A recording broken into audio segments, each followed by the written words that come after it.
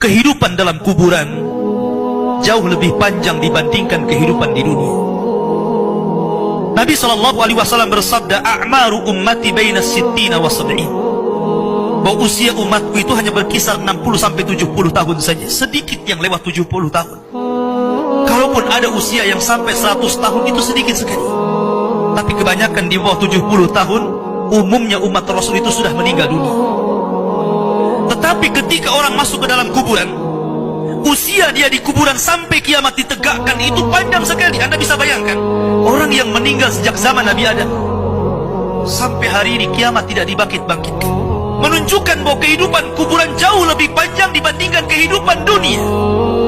Dari sinilah maka wajar seorang mukmin harus takut dengan kehidupan kuburan. Ma'asyiral muslimin yang dimuliakan Allah Azza wa Jalla.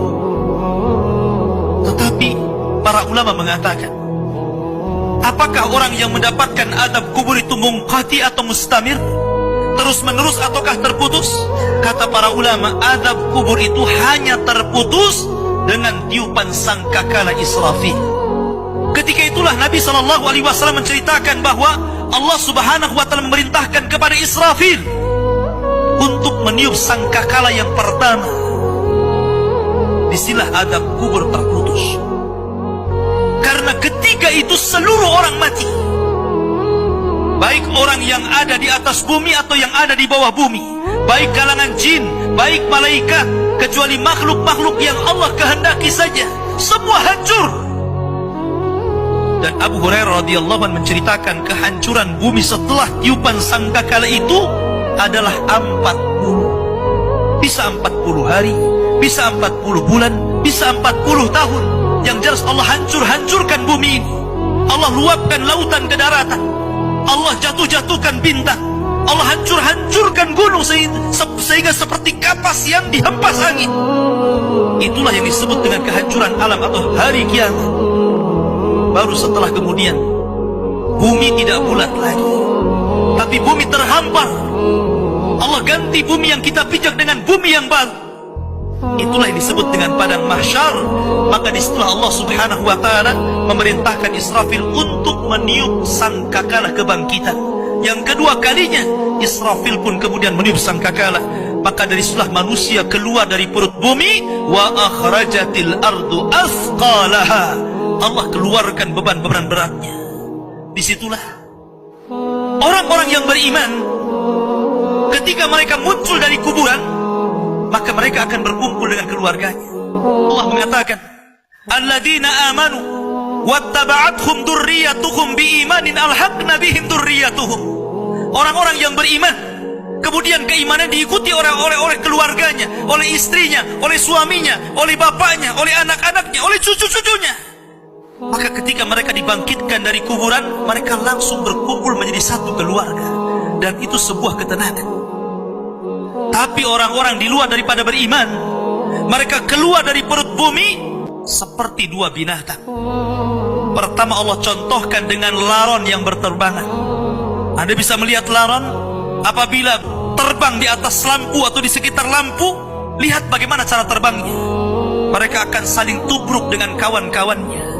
Karena pada hari itu anak lari dari orang tuanya, suami lari dari istrinya, orang tua lari dari anaknya.